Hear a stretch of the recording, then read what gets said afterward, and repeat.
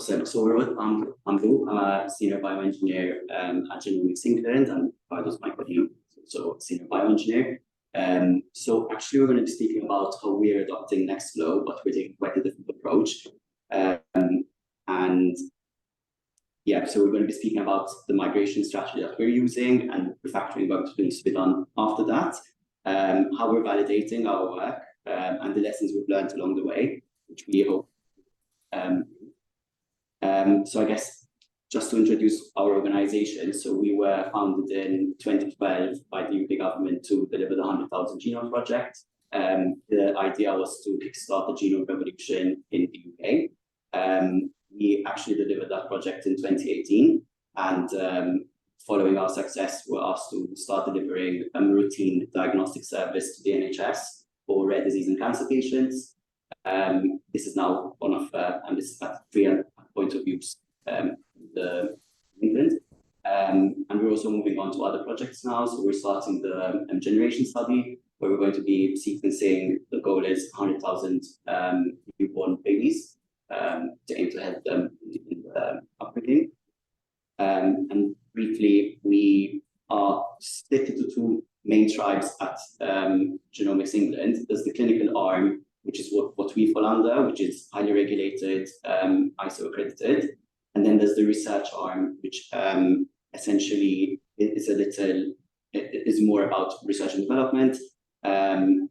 Basically, when DNA is sequenced for a patient through the NHS, we process that data in the clinical arm. We return diagnostics to doctors. Then but with consent, we also share that data on the research environment, our trusted research environment, where further findings can be made. And I guess our choice for migration was very much dictated by the fact that we're part of this clinical arm, which is very highly regulated. So in terms of priorities, we want to minimize risk because we are operating a live clinical service. In addition to that, we already run a live service where we're returning data, which is in active development. We wanted to minimize divergence between our migrated implementation and the system that's been under current development. We also wanted to exit the current system as quickly as we can and work in small iterations to basically give value back to our stakeholders fast. The current system used to process most of our data is called Bertha. So it's written in-house, it's fully Python, and it's hyper-optimized for the 100,000 genomes project. So it does the 100,000 genomes project really well and the use case there. But then it's quite difficult to process data in different formats or different use cases. There's briefly two main components in Bertha. There's Bertha Orchestrator, which essentially covers the workflows that we run and how we run them, and starting the steps one after the other and sending the jobs to the LSF, which we run off. And then we have Bertha, which is another package which contains all the algorithms which are used for genome analysis.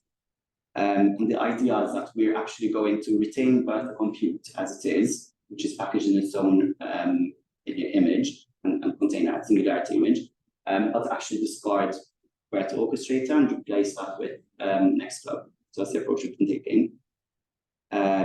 So initially, we just basically lifted and shifted Bertha compute as it was run previously in the previous system into Nextflow. We're writing supporting code around that to allow us to exit Bertha fast, which will allow us to replicate services that any services don't need any very quickly. And then also, this will lead to us having to refactor this implementation, right? Because it's obviously not Nextflow optimized. So it will result in an increase in technical debt in the short term when we perform all our refactoring. But in our case, it will give us a really good confidence that there's very little risk of divergence, basically, which is what we want to reassure. So essentially, this is a diagram which represents how we're going to be using the same code, which is stored in the Singularity image from Nextflow and Bertha, the original engine. it's important to note, to reiterate, that the Singularity image is on the active development side. So there are 2 teams actually working on it while we're migrating. So we're migrating on the target data. One key component that we had to create to enable this is called component wrapper. So in Bertha modules, Nextflow modules were known as components, and component wrapper is a sort of wrapper layer which allows Nextflow to start components very much in the same way Bertha used to. It does some other things like communicate to some APIs needed. And I guess the result of this is that this is an example of a module, of an Nextflow module post-migration. As you can see, there's very little in the script section other than a call out to component wrapper, calling the specific component that we are invoking. And there's no actual logic in Nextflow at the moment. So the logic is still within the shared layer, which is shared between the 2 engines. So I guess, as I mentioned, the result is that it's going to let us exit very quickly, but we are aware that we need to do quite a bit of refactoring to get to a final state that will allow us to run our workflows everywhere. So just to maybe describe where we're at the moment. So our implementation is optimized for minimal divergence. We actually have 3 workflows that we run per sample. So we run a first workflow where we check the integrity of the delivery and then basically tell Illumina what frequency provider that we can find. Then we move on to remapping the sample using Dragon. That's a separate workflow. And there's a last workflow, which is the longest, which does, amongst other things, the variant prioritization. And actually, the way we link all these 3 workflows together per sample is using another workflow that we created called conductor workflow running in Nextflow, which basically starts the next workflow after the first one finishes. So at the end of in delivery integrity, it starts mapping and variant coding. So there's essentially 6 workflows that are executed per sample at the moment. The modules in our workflows actually contain a mixture of bioinformatics logic and API calls, which means actually, yeah, there we go. So basically there's a mix of bioinformatics logic and API calls within the module. So there's calls out, and this makes the workflows brittle at times. Like if the API is not being available, the whole workflow fails. And finally, the Nextflow file, we're not using channels essentially for file handling. Because of the way we migrated, we have to retain manual file handling that we used to do previously in our Bertha system. So to future-proof our workflows, we have a number of steps we have in mind. We'd like to split up the Singularity image, right? Because 2 teams are working on it. We'd like to split it up and make them independent. Remove any logic which have built up over the years, which is no longer relevant. Move over to using channels for our file handling. Split the logic in our module so that if a module calls an API, it should only put that API and return that data, and if it does logic, it should only do that. And also push the API calls to the beginning of the workflows. And we'd like to move over to using as many NF4 standards as possible. And then as a second horizon of delivery, we'd like to create adapters, basically for third-party services that we call, so that there's a layer of encapsulation between our code, our workflow code, and calls out to the APIs, basically. So if we want to switch out a service, it's easier to do that. We'd also like to merge the 3 workflows into one, ideally, and use Nextflow native ways of orchestrating, such as sub-workflows. And last but not least, we'd like to profile the code just to see if there's any room for improvement. And finally, we'd like to make any implicit dependencies which we have at the moment in code explicit by making them parameters for the components. Should help our workflows work better. So if there's data that's not available when a workflow starts, it fails immediately, right? Not publish the workflow and the code calls it. And now I'd like to pass to Ricardo, who will speak to how we're validating everything. Yes, thanks. Thanks, Luke. So, as Luke mentioned, it's very important for us to have the migration consistent across the workflow managers, and we have practical commitments to keep the certification of our medical pipelines. So we need to be really careful on migrating and ensuring that we don't have any divergence. And as Luke mentioned before, our workflows communicate with several databases, including Illumina to give feedback in case there's any problem with the quality of the sequencing, or tracking every single file that it's generating, because we need to have, or if something it's missing or something is wrong, we need to know exactly where it fails. So we have a database that keeps track of that.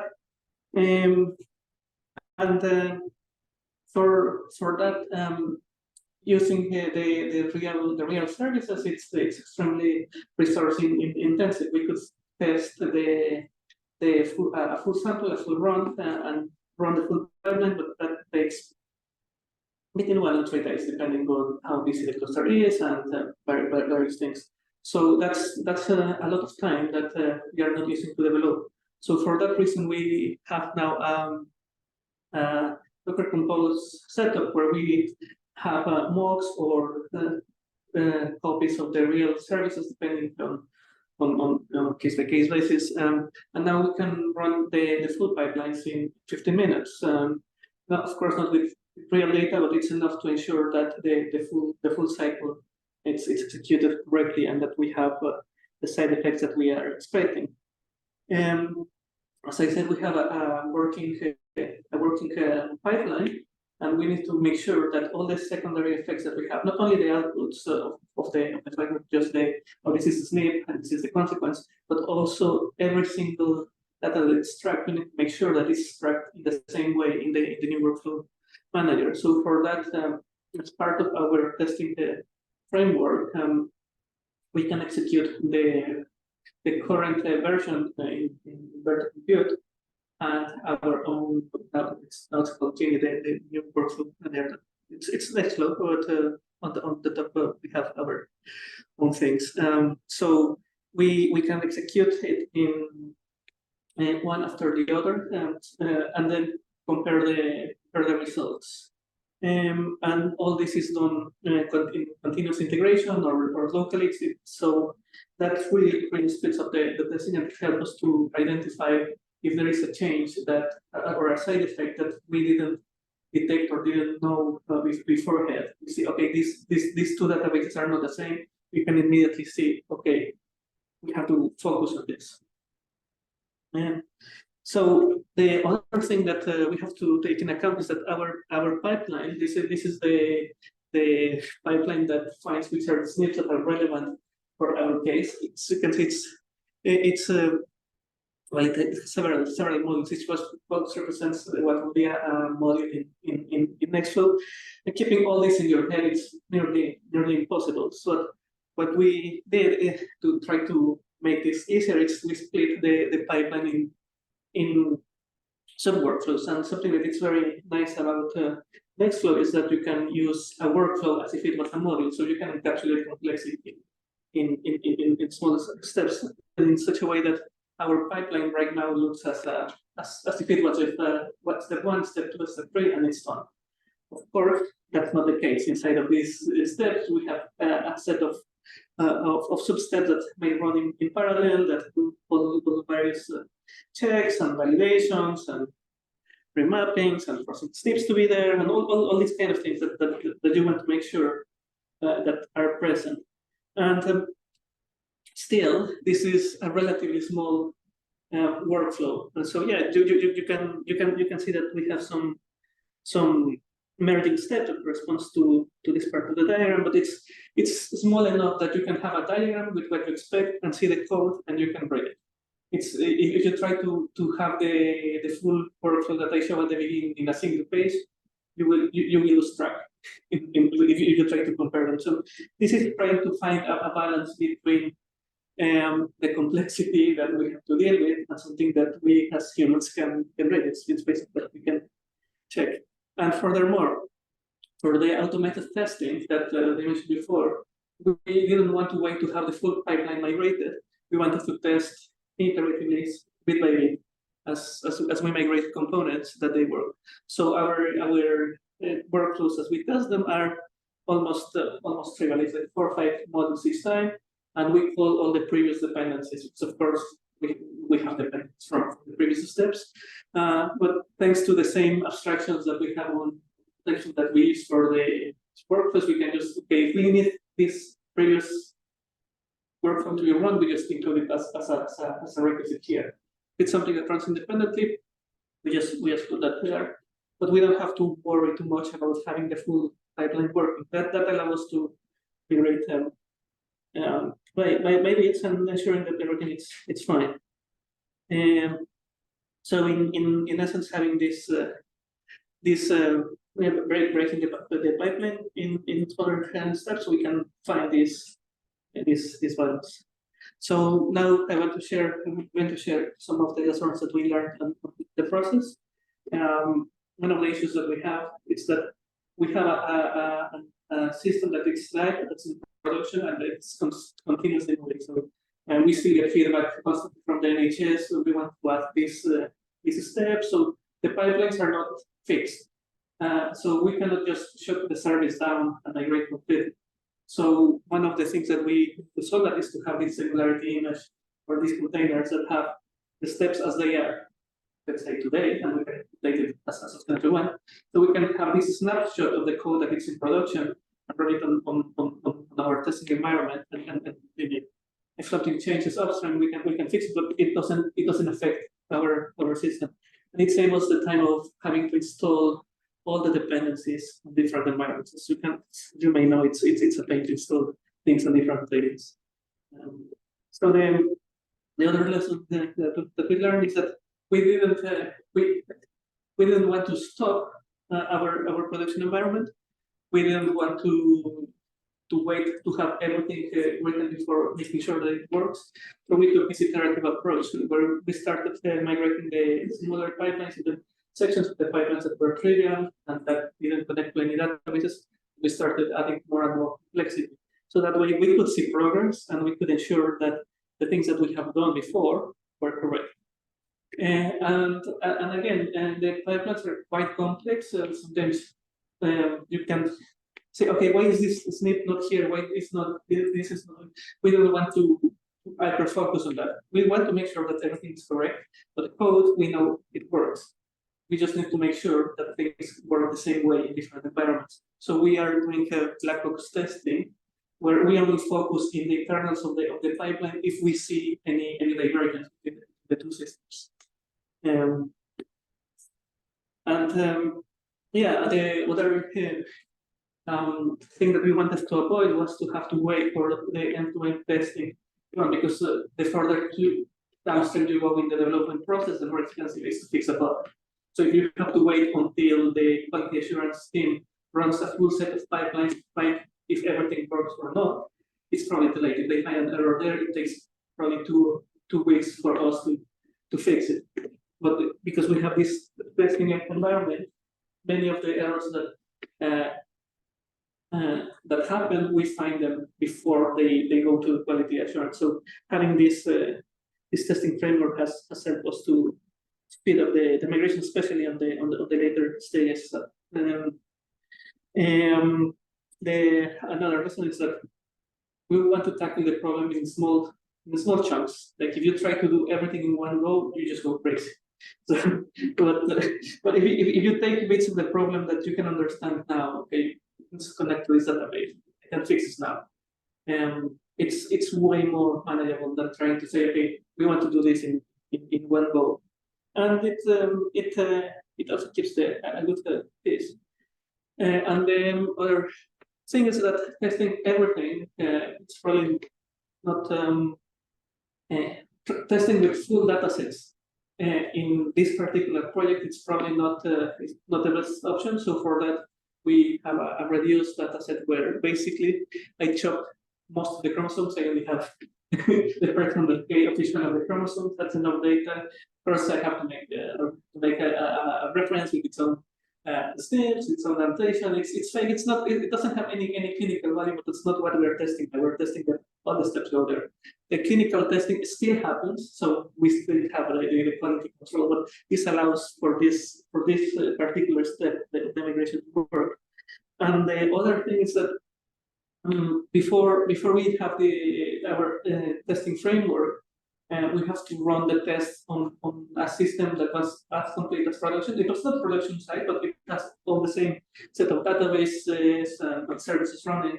The problem is that when you run a test, you may have some of the residual data from previous tests. So digging what failed, well, it's not trivial, and also it takes a lot of time to maintain all this. So having this clean state at the beginning of each run, it's very valuable for us.